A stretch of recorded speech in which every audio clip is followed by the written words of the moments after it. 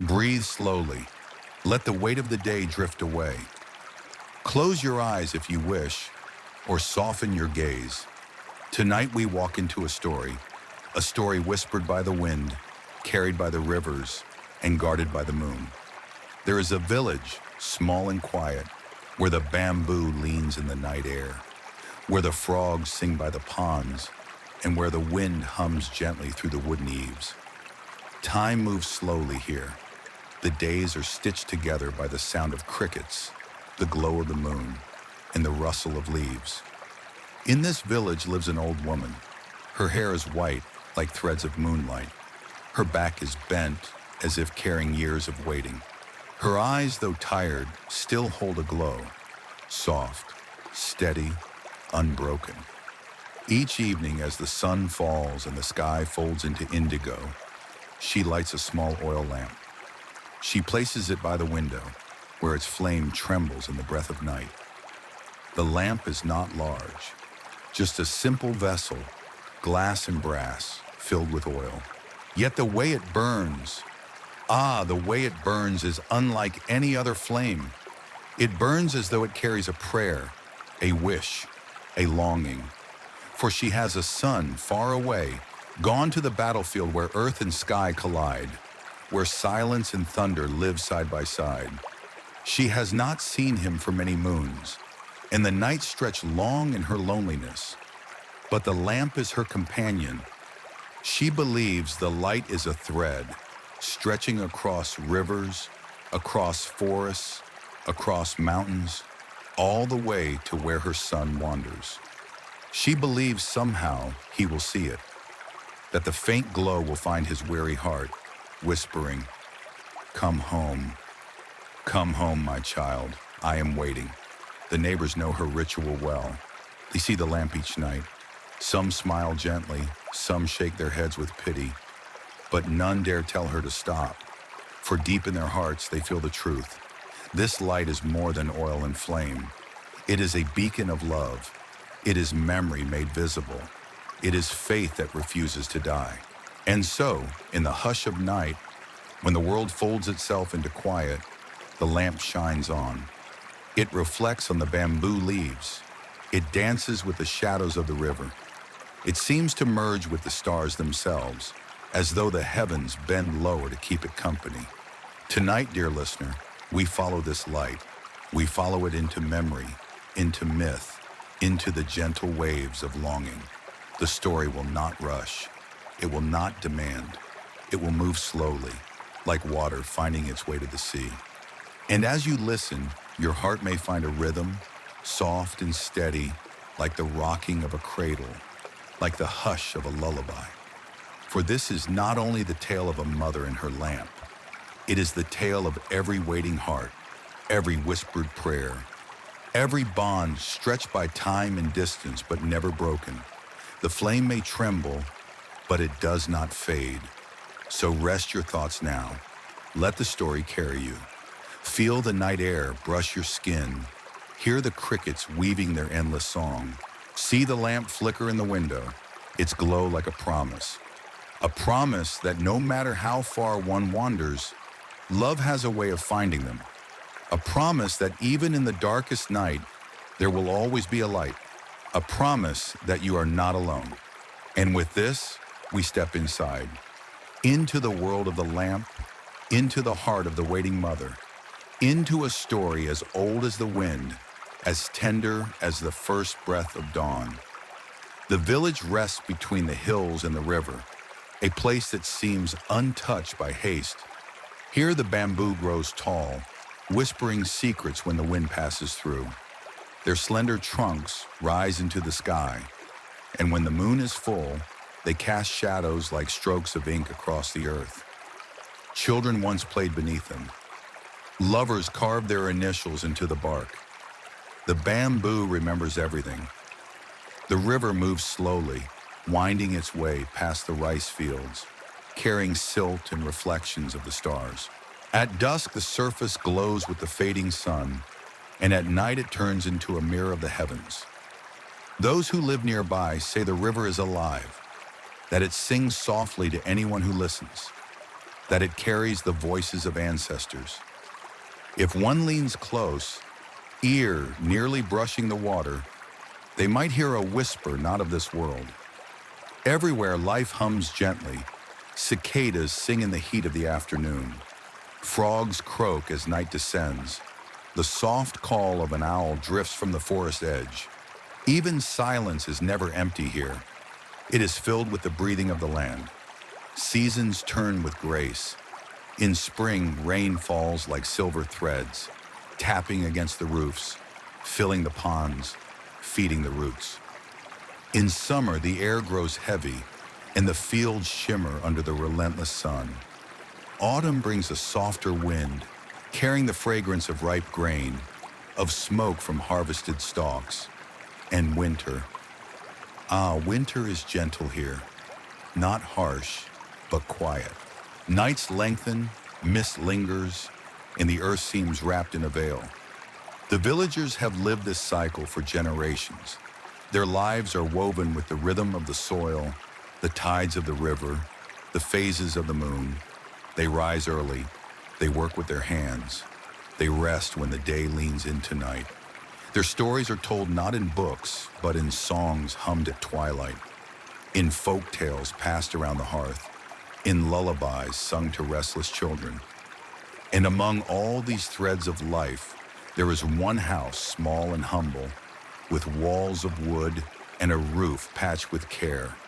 From its window shines a light, a single oil lamp burning faithfully. The house belongs to the old woman, and the lamp has become part of the village's world, as natural as the stars, as constant as the river's song.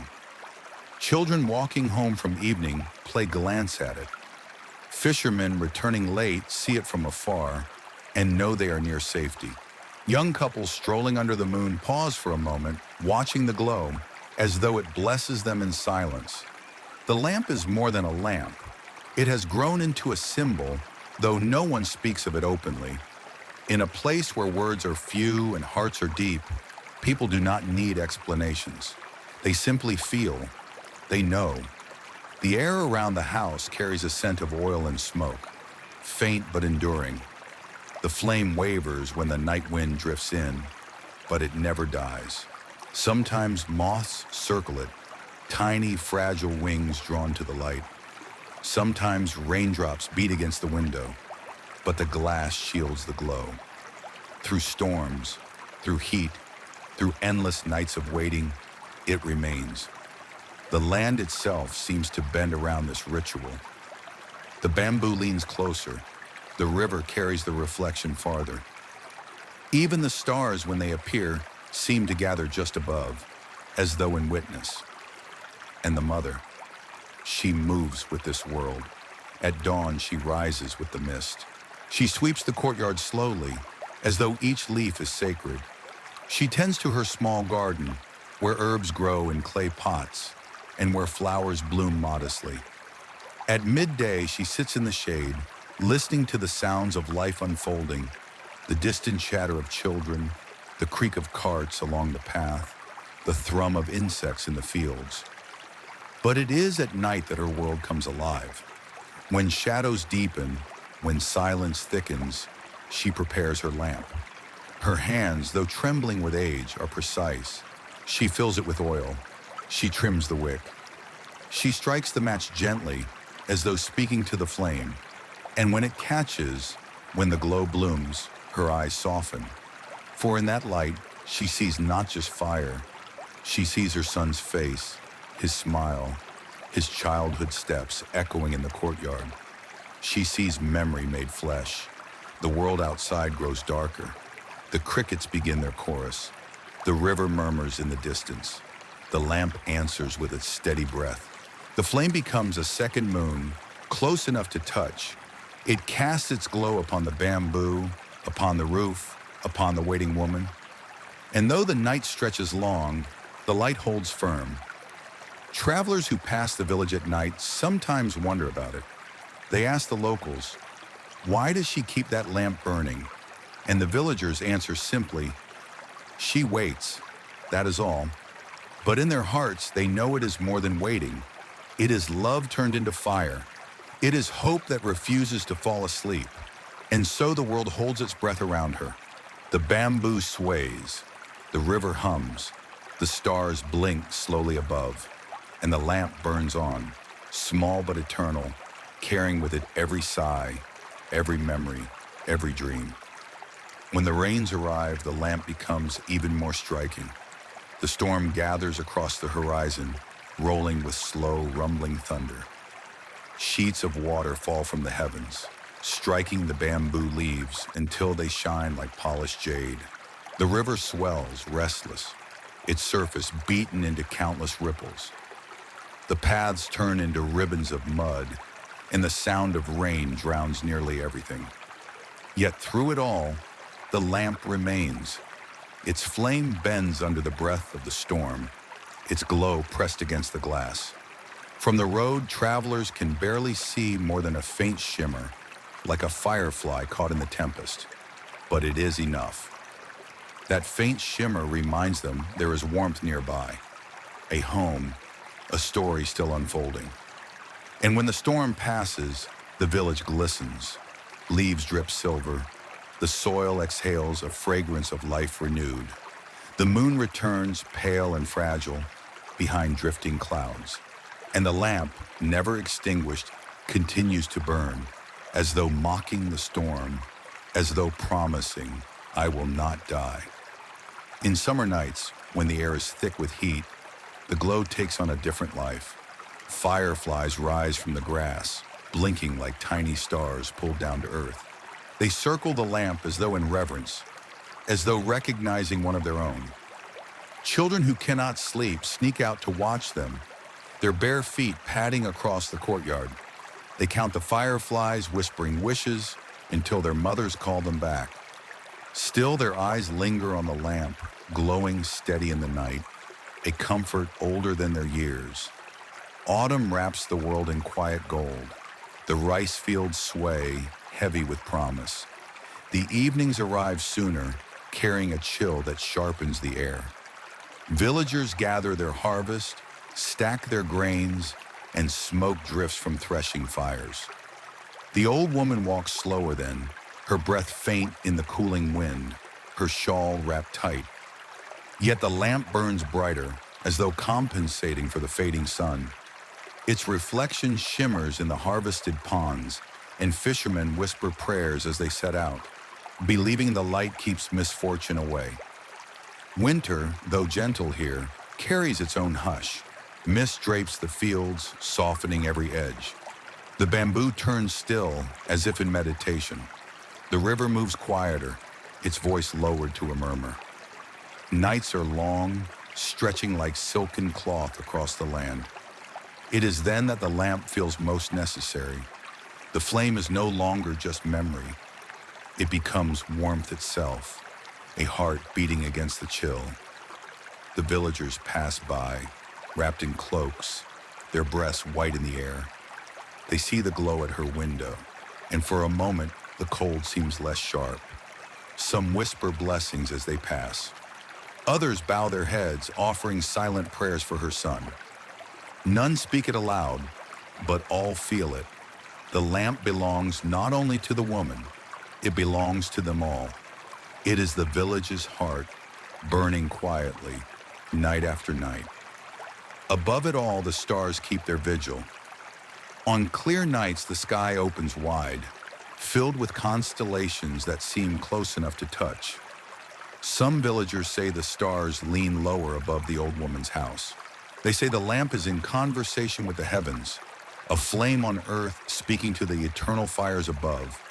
And when meteors streak across the darkness, swift and fleeting, the villagers whisper, perhaps it is her son's soul, passing by, guided by her light. Folk tales have grown around it. Children are told that the lamp has a spirit, that if one gazes into its flame long enough, they may glimpse visions, memories not their own, whispers of lives long gone. Lovers believe the lamp blesses their union, that it seals their promises beneath its glow. Old men sitting at the tea shop murmur that the flame is stronger than death itself. that even if the oil runs dry, even if the wick turns to ash, the light will remain, burning on air alone. And so the lamp is no longer just an object. It is myth. It is folklore. It is the breath of the land, carried forward in fire. The world around it continues to turn. The fields are sown and harvested. The rains come and go. Children grow, leave, return. Generations shift. But the lamp, faithful and enduring, anchors them all. It reminds them that there is continuity, that time may wash everything away, yet some things remain unbroken. Every sound of the night gathers around it, the whisper of the wind through bamboo, the chorus of crickets weaving their eternal hymn, the drip of water from eaves after rain, the distant call of owls. Together they form a lullaby, one that cradles the village, one that merges with the flame. In this world, peace is fragile, like porcelain, yet beautiful. And the lamp, her lamp, reminds them all that fragility is not weakness. It is tenderness made visible. It is love made into light. And so the world continues to breathe, slowly, gently, under the watch of a single flame. The old woman's name is rarely spoken. In the village, she is simply known as the mother. It is not disrespect. It is reverence. Her name has dissolved into her role, as though her entire being is a vessel of care, of waiting, of love stretched across distance. Her hair is white, gathered in a simple knot at the back of her head. It carries the scent of smoke from her lamp, of herbs she dries in the sun. Her face is lined, not with bitterness, but with years of weather, sun, rain, wind, and countless nights without rest. Her hands are thin, their veins rising like rivers on a map. Yet when she touches the lamp, her movements are steady, as though guided by something deeper than strength. Each morning she wakes before the rooster. She steps out into the courtyard, her bare feet brushing against the cool earth. She greets the dawn as though greeting an old friend. She sweeps the fallen leaves slowly, carefully, as if each leaf carries memory. She tends to her small garden, coriander, mint, a row of green onions, a bush of jasmine that blooms each summer. She waters them with patience, whispering to them as though they can hear. The villagers often see her walking along the path to the river, carrying a clay pot. She bends low to fill it with water, then balances it against her hip. Her steps are measured, steady. Along the way, she pauses to greet the trees, the stones, the neighbors.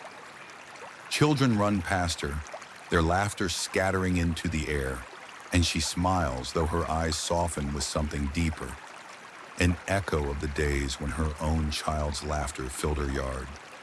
She eats little, a bowl of rice, some greens, a bit of fish when offered by neighbors. She does not hunger for much.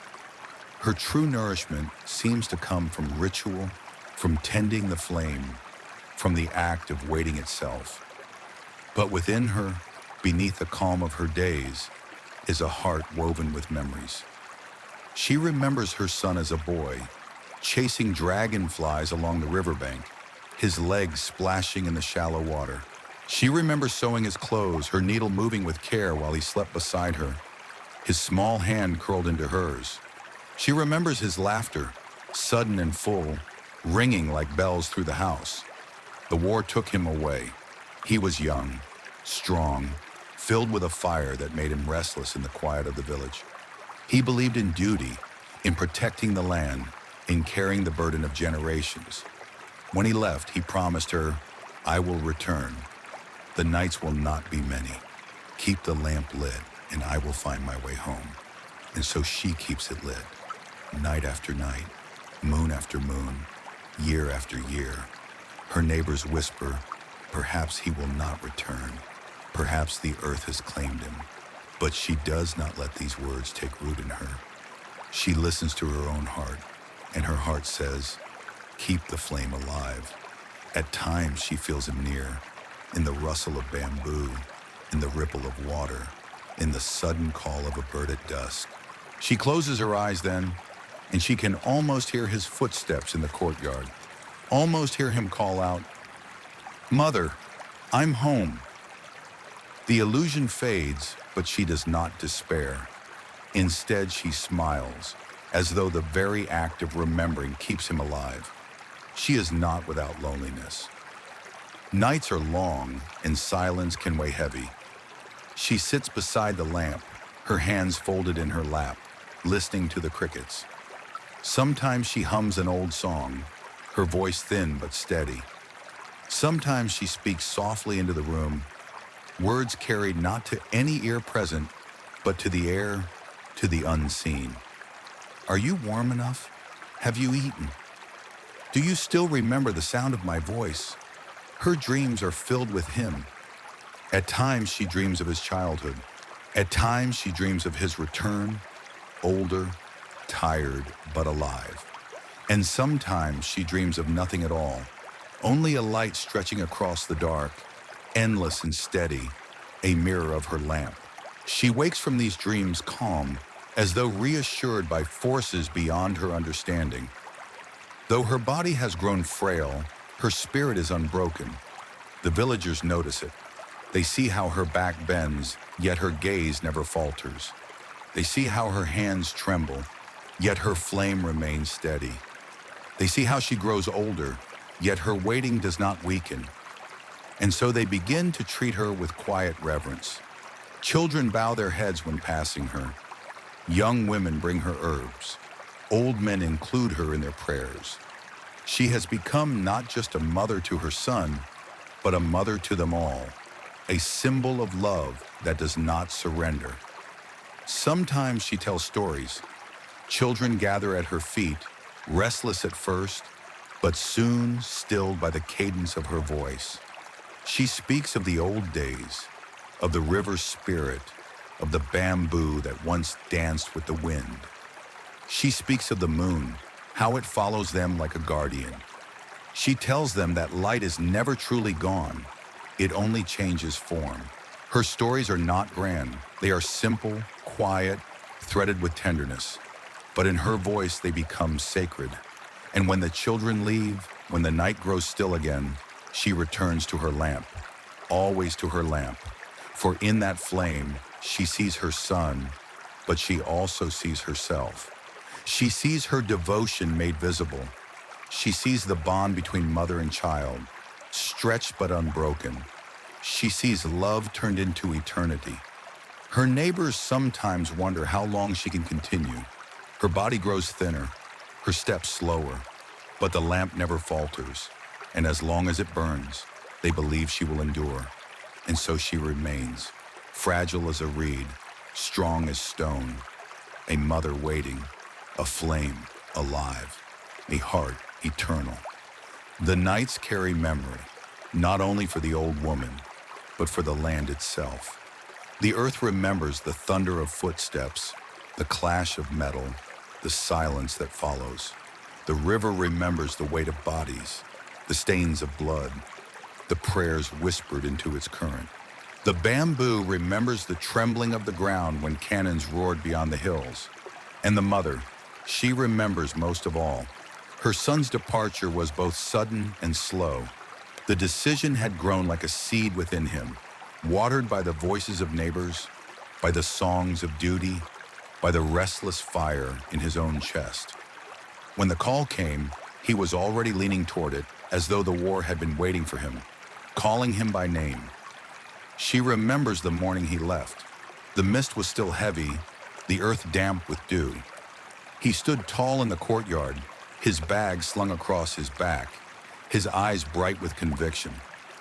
She stood before him, her hands trembling as they reached for his shoulders. She wanted to beg him to stay. She wanted to pull him back into the house, to close the door, to lock the world away. But instead, she only said, "Wait for the lamp. Wherever you are, my son, wait for the lamp. It will burn for you." He smiled then, a smile that pierced her heart with both pride and sorrow. "I will find it," he said. "No matter how far, I will find it." And then he was gone, his figure swallowed by the mist, his footsteps fading into silence. For days the house echoed with absence. The courtyard felt wider, emptier. The meals tasted thin. The nights stretched unbearably long. She lit the lamp then, at first with trembling hands, uncertain if the flame could fill the void.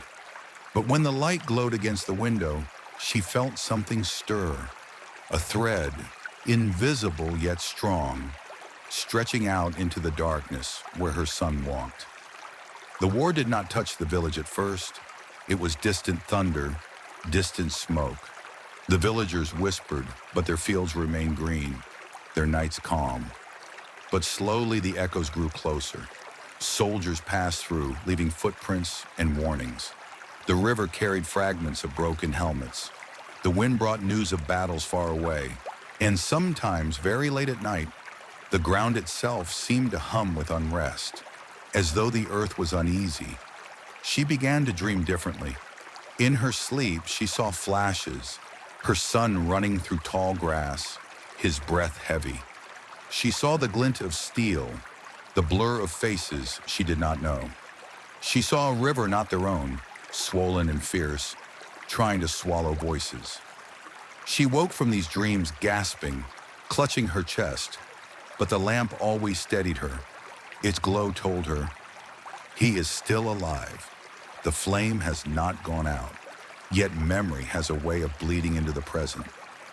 One evening, a traveler came through, weary and wounded. He sat by her gate, asking for water. She gave him a bowl, her hands trembling, her eyes searching his face. He was not her son, but his uniform was the same. His eyes, though younger, carried the same fire. You wait for someone, he said quietly, nodding toward the lamp. Yes, she replied, her voice barely above a whisper. He did not ask who. He did not need to. Instead, he bowed his head and said, then may the light guide us all. And when he left, she felt both comforted and torn. Comforted that others saw the lamp as she did. Torn that so many mothers must be waiting for sons who may never return. There were nights when the conflict pressed too close. Thunder not of storms but of cannons rolled across the hills. The bamboo trembled. Birds fled in clouds. The villagers huddled in silence, their lamps extinguished, their breaths held. But her lamp burned on. Neighbors urged her to darken it, to hide, to let the night swallow her house. But she shook her head. If he searches, she whispered, how will he find me in the dark? And so it burned, a small defiance, a small prayer. Sometimes soldiers passing through paused to look. Some smiled faintly, as though reminded of their own mothers. Some turned their eyes away, unable to bear the weight of what it meant, but none dared to extinguish it. The flame carried a sacredness even they could not disturb. Years have passed this way. Seasons turn, battles rise and fall, yet still she waits, still she dreams, still she remembers. The conflict has carved shadows into her heart. She has seen neighbors lose their sons, their brothers, their husbands. She has seen fields left untended because hands that once tilled them no longer returned. She has stood at funerals where names were read, each one a wound in the air. She bows her head with them, offers her silent tears, but when she returns home, she lights the lamp again. Because until her son's name is spoken among the lost, she will not surrender. Her memories of him remain vivid, his childhood steps, his laughter echoing through the bamboo, his hands reaching for hers in the dark. She clings to them, polishing them like stones, holding them against the erosion of time. Each night when she trims the wick, she whispers these memories into the flame, as though feeding it not only with oil, but with her love. Conflict is not only in the battlefield, it lives within her too, between hope and despair, between memory and silence, between the fear that he may never return and the faith that he will. Yet the flame steadies her, It tells her, even in conflict, there is light. Even in sorrow, there is love. Even in absence, there is presence. And so the lamp burns on. The war may rage. The rivers may swell. The bamboo may bow beneath storms. But her flame remains, small yet unyielding, fragile yet eternal. It is the conflict, and it is the resolution. It is the memory, and it is the dream. It is the waiting, and it is the return. For in her heart, her son has never truly left. And as long as the lamp burns, he never will. The lamp does not only burn in her house, it burns inside her. And as the years lengthen, as nights stretch into rivers of silence, the light begins to guide her not only through the present, but through pathways of memory and dream. She begins to feel that every evening, when she lights the lamp, a door opens. Not a door of wood or stone, but a door of air, of silence, of unseen threads. Beyond it lies a journey, not across field or rivers, but through her own soul, and perhaps farther still. The journey begins with the sound of the match, the hiss of the flame, the sudden bloom of light. She watches the wick catch, and in that instant, the world softens. The bamboo leans closer. The river's song deepens. The stars above seem to draw near, and she feels herself step gently into another realm. In this realm, the air is filled with whispers. Some are voices of neighbors long gone. Some are lullabies once sung to children now grown or lost. Some are simply the wind, carrying secrets across the hills. She walks slowly, her steps echoing on a ground that feels both solid and fluid. The lamp, cradled in her hands, lights the path. She meets memories along the way. Her son is a child, barefoot and laughing. He runs past her, chasing fireflies, his hands reaching toward the night. She calls his name, but he does not stop. His laughter fades into the air, leaving only the sound of crickets behind. Farther on, she sees herself younger, her hair still dark, her back straight, her eyes filled with the restless fire of youth. This younger self looks at her with wonder, as though recognizing and not recognizing at the same time. The two women bow to each other, silently acknowledging the years that bridge them. Sometimes she sees shadows of war, not vivid, not cruel, but softened, as though the lamp protects her from the sharpness of pain. She sees shapes of soldiers marching, their forms dissolving into mist. She hears distant drums, their rhythm blending with her heartbeat. And she feels her son among them, though she cannot reach him. The journey is not linear. It drifts like the river, turning, circling, carrying her to places both real and imagined. She walks through fields of bamboo that whisper her name. She crosses bridges made of moonlight where the stars are close enough to touch. She sits by rivers that reflect not only the sky, but her own face, younger, older, endless. The lamp never falters. Its flame is steady, even when winds rise, even when shadows press close.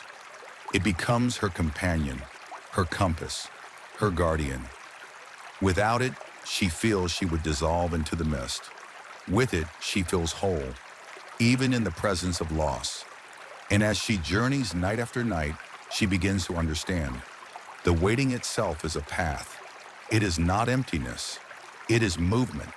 It is a pilgrimage of love, stretching across time, binding her to her son, binding her to the world. There are nights when she feels him near, closer than ever. She dreams of him walking toward her, older, weary, but alive. His eyes meet hers, and for a moment, the years of distance collapse. He reaches for the lamp, his hand trembling, his voice caught in his throat. She wakes before he can speak, but the warmth of his presence lingers like dawn. Other nights, she meets figures she cannot name, ancestors perhaps, or spirits of the land. They nod to her, their faces kind, their forms glowing faintly in the lamplight. One whispers, "Every flame belongs to the same fire."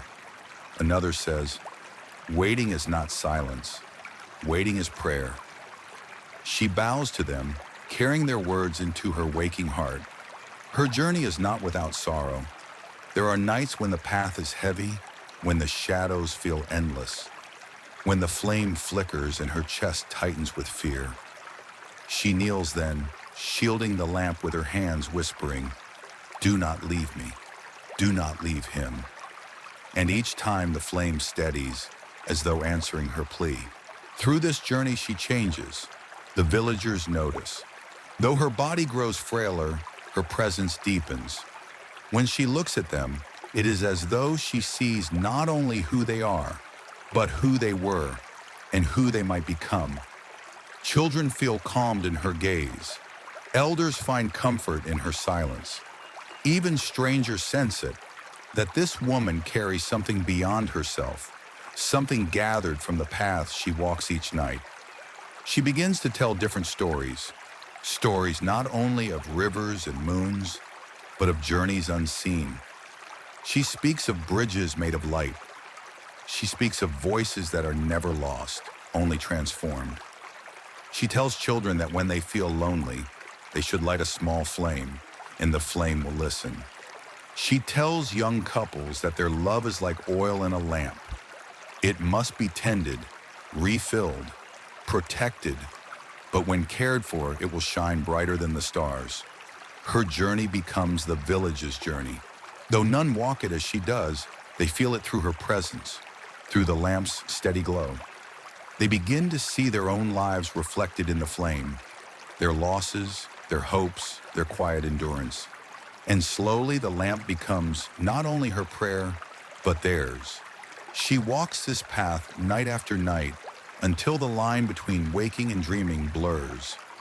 Is she sitting in her small wooden house, the lamp on the windowsill?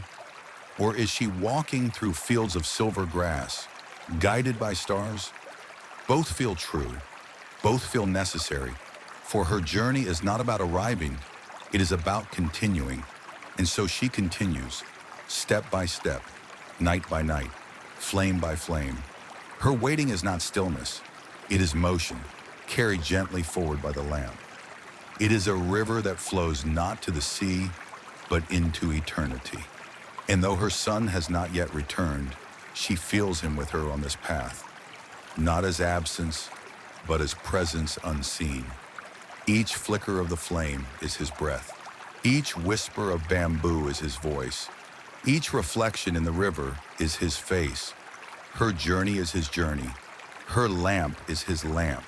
Her waiting is their bond, unbroken, unending. The lamp was never meant to be only a household thing.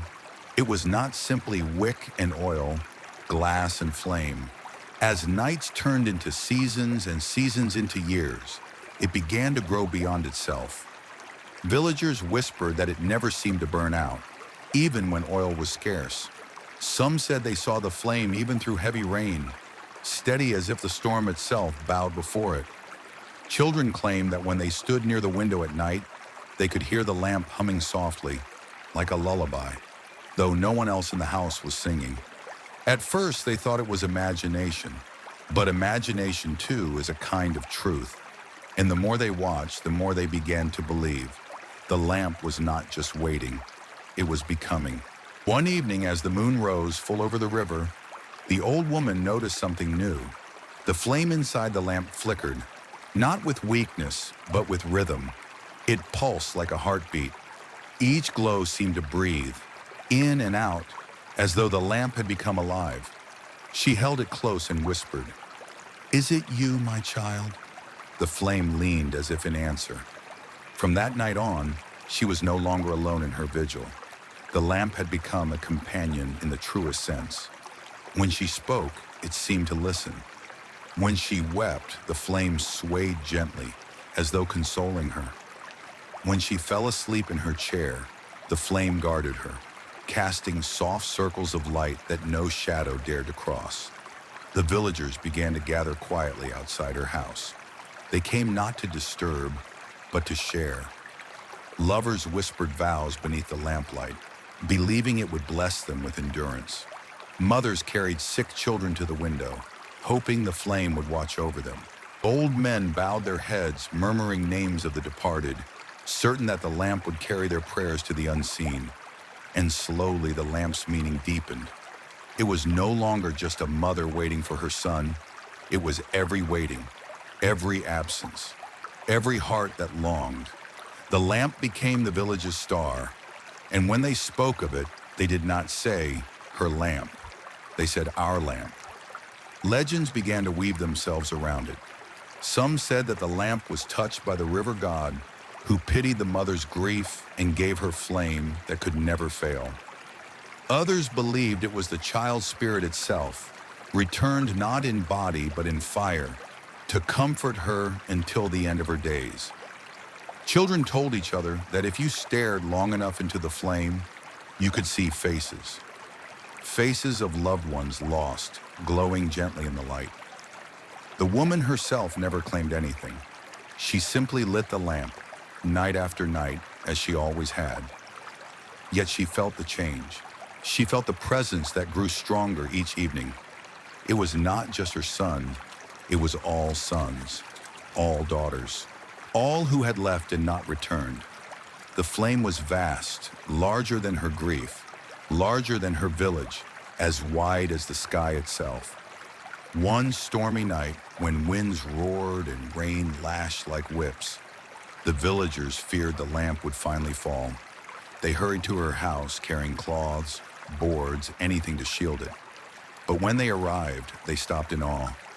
The lamp shone brighter than ever, its glow spilling across the storm, lighting the street as though it were day. The rain hissed against the glass, but could not touch the flame.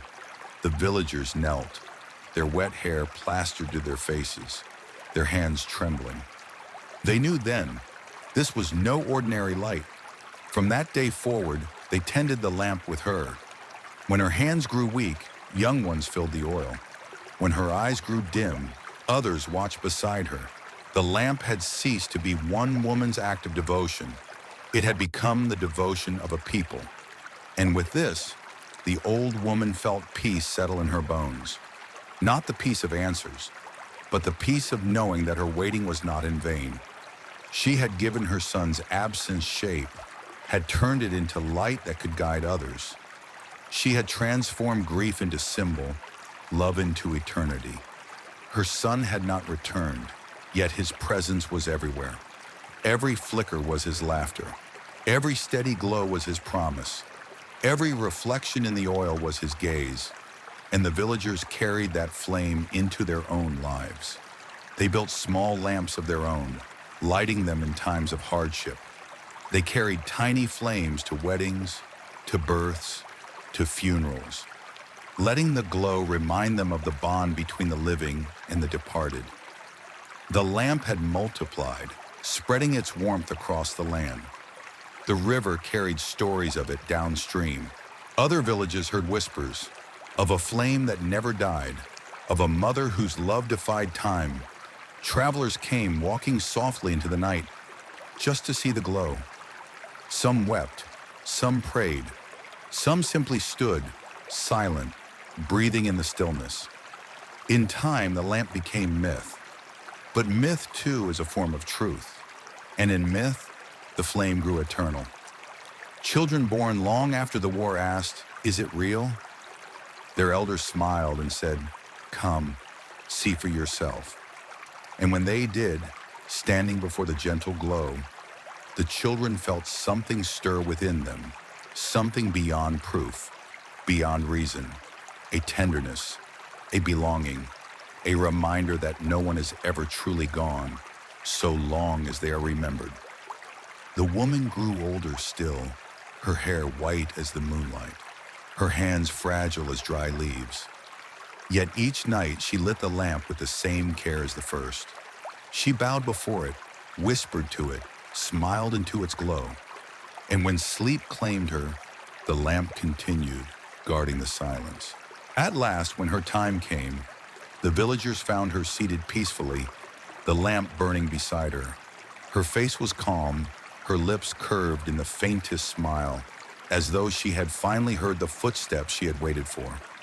The lamp's flame flickered once, twice, then steadied, brighter than ever, as if to say, "She is not gone. She has become the light itself." From then on, no one dared extinguish it. The villagers kept it alive, passing its care from hand to hand, from generation to generation. The flame became part of their lives, part of their stories, part of their very breath. The lamp was not just a mother's vigil anymore. It was eternity, housed in glass. It was love, burning without end. And so it remains through rain and storm, through silence and song. A beacon, a prayer, a promise. The eternal flame of waiting, transformed into the eternal flame of belonging. The story drifts toward its close, the way night drifts into dawn, quietly, without hurry, without edge. The lamp still burns. That is the truth that remains. It burns on the windowsill, watched over by villagers, carried in memory by travelers, whispered in lullabies to children who never knew the war. Its flame is steady, patient, endlessly gentle. It has become more than fire. It has become a way of breathing, a way of remembering, a way of loving.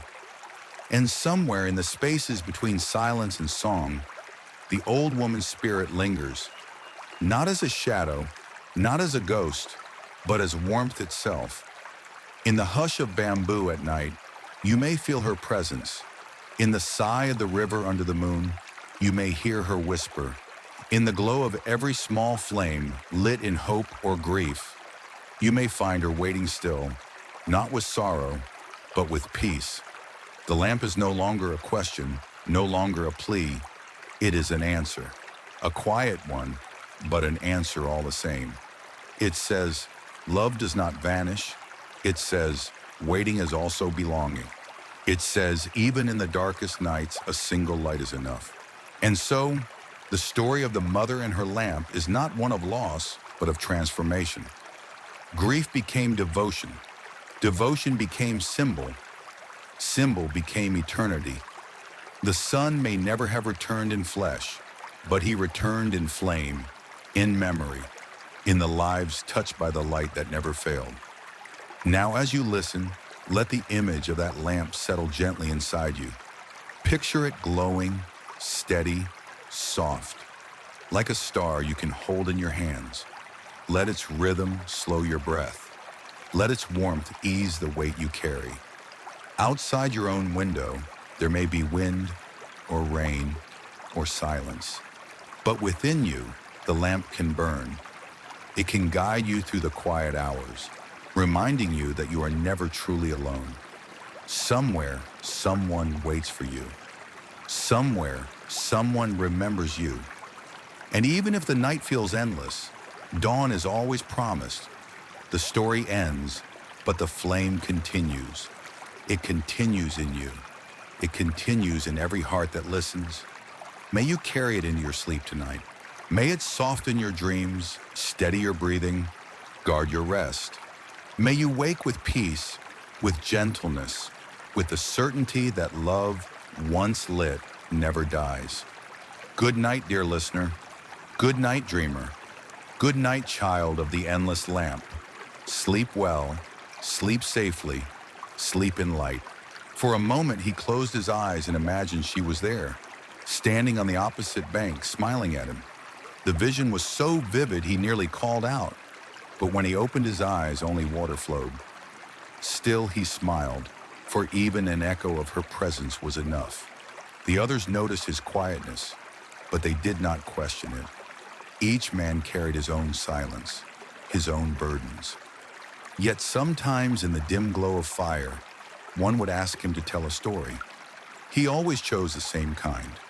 Gentle tales of lanterns drifting on water, of children chasing dragonflies, of bamboo whispering to the wind.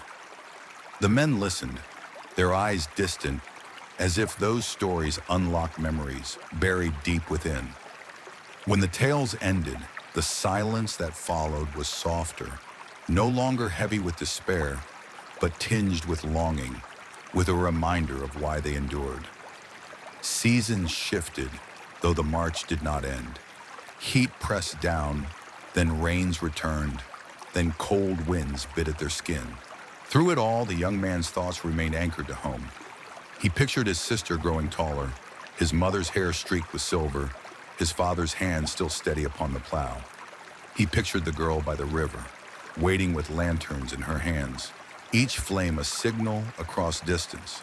These images sustained him more than food or rest, for they gave meaning to each weary step. One night, as they rested in a ruined village, the young man wandered among broken houses. Doors hung loose, walls crumbled, yet he felt the presence of lives once lived. He paused at a threshold where the earth still bore marks of footprints, faint but visible. Kneeling, he traced them with his fingers, whispering a blessing for those who had walked before. He did not know their names, but he felt their echoes, and he carried them with him, just as he carried his own memories. There were whispers among the men of battles to come, of trials that could not be avoided. Fear spread quietly like smoke. Yet in that fear, the young man discovered a strange clarity. He realized that even if the path ahead was uncertain, his heart remained steadfast. The memories he bore were unbreakable. They lived within him, shaping each step, each breath. He knew now that even if he never returned, the river would still flow, the bamboo would still sway, the lanterns would still drift upon water. And in that knowledge, he found peace. The red thread grew frayed with time, but he never removed it. When it caught upon fabric, he smoothed it carefully. When it faded in color, he traced it with reverence. It was no longer merely a knot. It was his compass, his vow, his reminder that love endured beyond distance. He believed that somewhere, she too still wore her thread, and that invisible between them stretched a bridge no storm could sever. As the campaign pressed forward, nights of exhaustion deepened. Dreams blurred with waking, memories overlapped with present. Sometimes he felt as though he was two selves at once, one walking the endless road, another sitting by the river, hearing laughter. He did not fight this duality. Instead, he embraced it, letting memory and reality intertwine. For in that merging, he discovered strength. The boy who had once chased dragonflies still lived within the soldier who carried burdens. The dreamer and the marcher were one. On a night when the moon shone full, silver upon the land, the young man stood apart once more. He lifted his face to the sky, letting the light wash over him. And softly, almost inaudibly, he spoke. "I am here. I remember. I will return." The words drifted upward, fragile as breath, yet steady. He believed the moon would carry them, just as it carried light across mountains and seas. Somewhere, he imagined, she looked at the same moon, and though they were far apart, their gazes met upon its surface. The letters still pressed against his heart, unsent yet alive. He thought of opening it, of adding more lines, but he stopped. Some words, he felt, belonged to the silence, to the waiting. He would carry them until the day he could place them into her hands. Until then, the letter was not unfinished. It was simply waiting, as he was waiting, as love itself was waiting. So the march continued. Steps fell, days folded into nights, and the road stretched onward. Yet within the young man, there was no emptiness. There was only memory, only longing, only the quiet strength of one who knows that even in the darkest night, the bamboo still whispers, the river still sings, and lanterns still drift across the water, carrying hope into the endless horizon. The nights grew softer as the campaign carried them into valleys where the air was thick with mist, where rivers curved like silver threads between the hills. The young man felt the rhythm of the world shift. Days of harsh marching gave way to nights of stillness that seemed alive with whispers. In this place, the silence was not empty. It breathed. It carried fragments of voices as though the earth itself remembered. One evening, when the camp had settled and the fires burned low, he wandered to the edge of the valley. The grass was cool beneath his feet, and the moon was bright. A pale lantern hung in endless dark. He stood still, listening. The wind carried no battle cries, no footsteps, only the gentle sigh of leaves. And then, faintly, he saw them. Lanterns drifting along the river, though no hand set them afloat. Their light was golden, trembling yet steady. They floated past, slow as dreams, each flame wrapped in paper, each reflection doubled upon the surface. He followed the riverbank, heart quickening, though his steps were measured. The lanterns moved as if guiding him, their light bending around rocks, weaving through reeds. And in the glow of one lantern, he thought he saw her face. The girl by the river, eyes calm, lips curved in quiet promise. He blinked and the flame wavered, becoming only light again. Yet he did not feel deceived. He felt blessed. The river had carried memory into form, just long enough to remind him that distance was not absence, that love was not broken. He knelt beside the water and whispered words he had not spoken aloud in months. "I am still here," he said, voice fragile, "and I am still yours." The lanterns drifted onward, carrying his confession into the night. For the first time, he did not fold words into paper, did not hide them in his shirt. He gave them freely to the current, trusting that somehow they would find her, or at least reach the place where longing becomes eternal. Later, lying awake, he remembered the stories told in his village, that rivers were bridges between worlds, that lanterns carried prayers not only to the living, but to the ancestors, to spirits who lingered. Perhaps it was so. Perhaps the lanterns were not his alone, but belonged to every soul who had ever waited, who had ever whispered across distance. He felt no fear in this thought. Instead, he felt accompanied, as if unseen travelers walked beside him, keeping the path gentle beneath his feet. The days that followed were quiet. Though the march continued, the young man carried within him a stillness he had not known before. In every rustle of bamboo, he heard voices. In every bird call, he heard songs from home. Even the rain, falling steady on canvas and soil, felt less like sorrow and more like a hymn. He realized that the world itself was layered with meaning, that each sound and each shadow could be a message if he listened with his heart.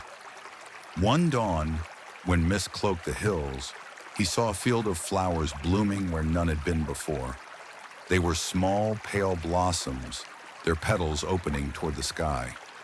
He paused, wondering if others saw them too, or if they existed only for him. He touched one gently, and its coolness lingered on his fingertips. In that moment, he felt as though the earth itself had given him a letter, written not in ink, but in fragrance, in the softness of petals. He closed his eyes and accepted the gift, carrying its presence with him long after he left the field. That night by the fire, he told the others of the blossoms, though his words were simple. Some nodded, some smiled faintly, but none questioned. Each man had seen wonders in his own way, small signs that kept despair at bay. One spoke of a bird that had followed him for days, another of a dream that felt more real than waking. They did not laugh at each other. They listened, and in that listening, they found strength. For it was not the grand miracles that sustained them, but the quiet ones, the subtle reminders that the world had not forgotten them. The red thread upon his wrist grew looser, but it did not fall. One evening, he held it up to the moonlight, watching how the fibers caught silver glow.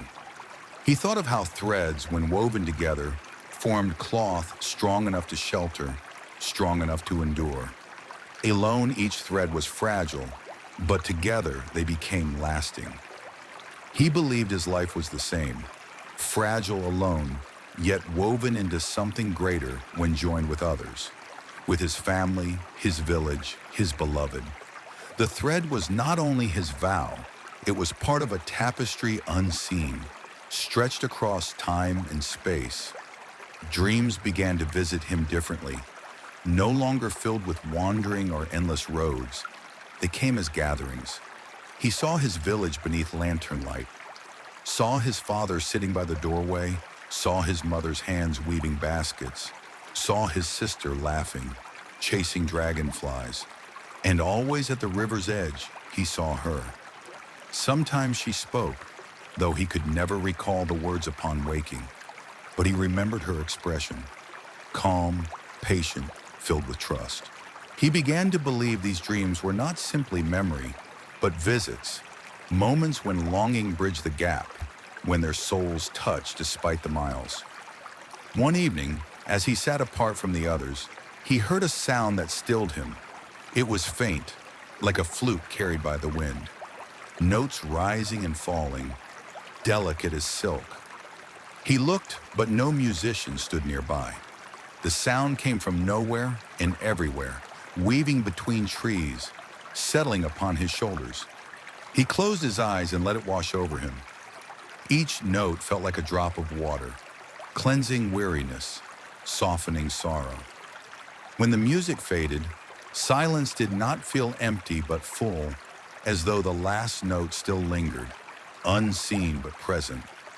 He carried that sound with him, just as he carried the vision of lanterns and the gift of blossoms. These symbols were not answers to questions, not solutions to war or loss, but they were guideposts, reminders that he was not alone, that the world itself whispered alongside him.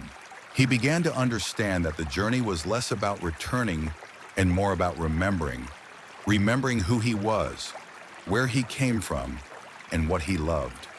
And so he walked, step after step, not with despair, but with quiet grace. The burden of war remained heavy, yet within him a gentleness grew. He looked at the men beside him and saw not only soldiers, but sons, brothers, dreamers. He saw the threads upon their wrists too, invisible perhaps, but present. He knew that each carried someone, somewhere, waiting by a river, lighting a lantern, whispering into the night. The river flowed beside them again days later, its waters swollen by rain. He paused, watching how it surged, restless yet determined, rushing toward a sea he could not see. He thought of how love was the same, unseen, unstoppable, always moving forward. He dipped his hand into the current and let the water pull at him, then withdrew, smiling softly. He did not need to hold it.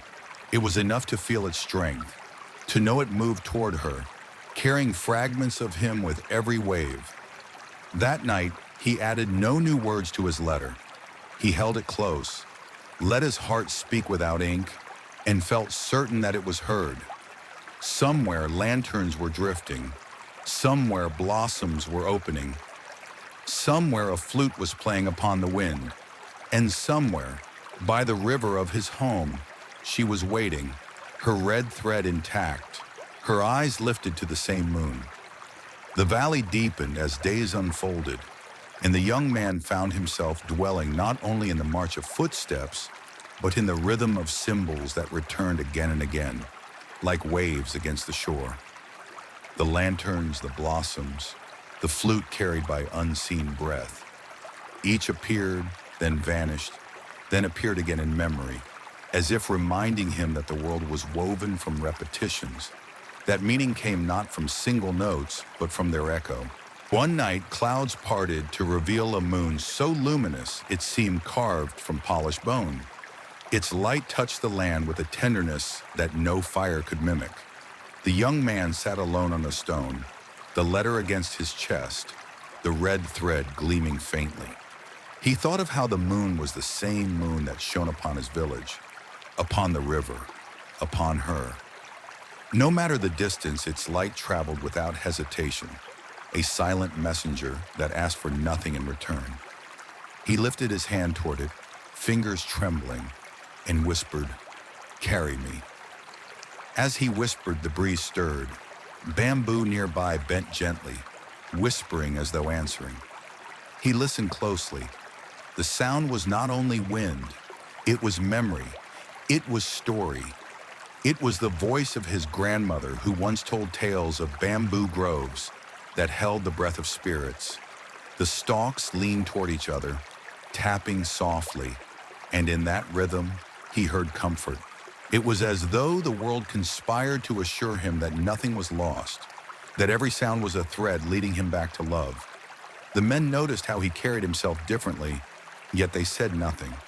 They too had begun to collect symbols, some in dreams, some in waking.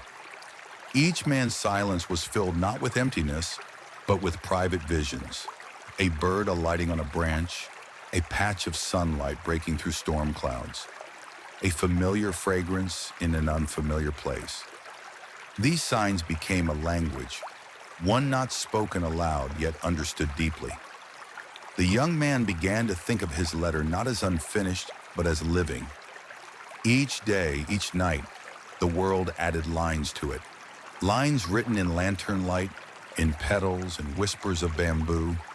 He no longer felt urgency to complete it because it was already complete, not on paper but in his breath, his steps, his gaze upon the moon. He carried it not as a burden but as a companion, one that grew with him. On the edge of another forest, they found ruins of a shrine. Its stones were weathered, moss thick upon them, yet incense still lingered faintly in the air, as though time had been kind enough to leave a trace. The young man stepped carefully, bowing his head. He placed his palm against the cool stone and closed his eyes. In that stillness, he felt the prayers of countless others who had once stood there. He felt them flowing into him, not heavy but gentle, like a river joining another. He whispered his own prayer, not for victory, not for escape, but for remembrance. Let none of us be forgotten. That night he dreamed of the shrine transformed. Lanterns glowed along its steps, blossoms rained from unseen branches, and the flute played again, this time joined by voices singing. Among those voices, he heard hers. He could not make out the words, but the melody itself was enough. It woke him with tears on his cheeks, not of sorrow but of release, as if longing itself had sung him back to peace. As weeks passed, time lost sharpness. Days did not feel like numbers, but like breaths. Each dawn was another chance to whisper names, each dusk another chance to imagine faces lit by lantern glow. He thought often of the girl by the river. He imagined her walking to the water's edge, lantern in her hand, thread upon her wrist.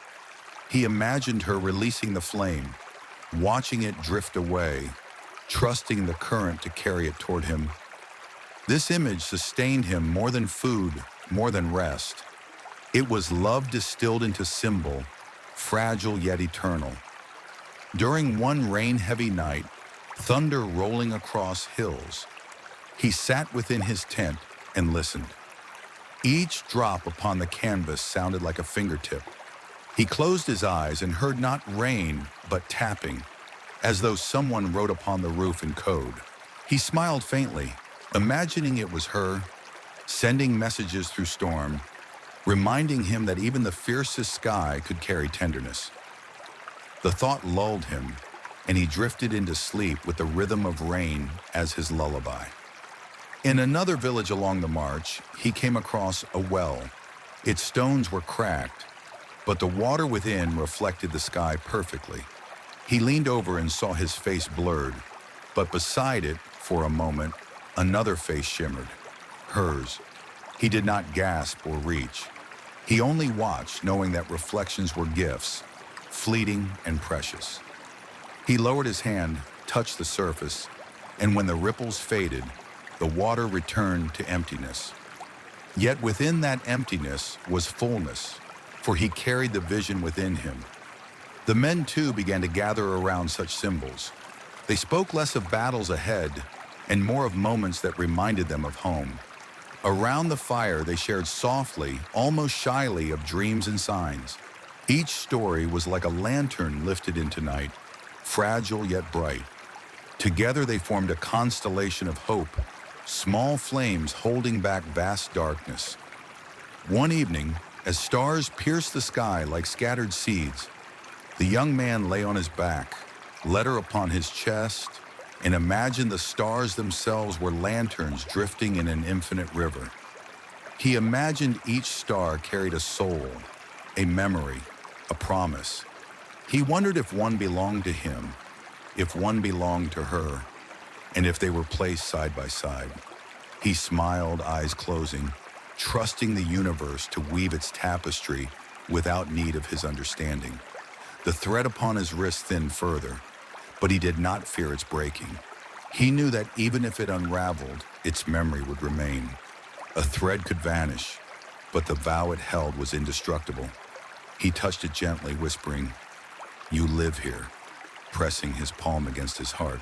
And in that gesture, he felt her answer, as though her own palm pressed from across distance, steady and warm. Symbols multiplied in those weeks until his days were woven with them. The call of a bird at dawn, the shimmer of dew on grass, the way shadows stretched across fields. Each carried meaning because he allowed them to. He had learned to see not with eyes alone, but with heart, to hear not with ears alone, but with memory.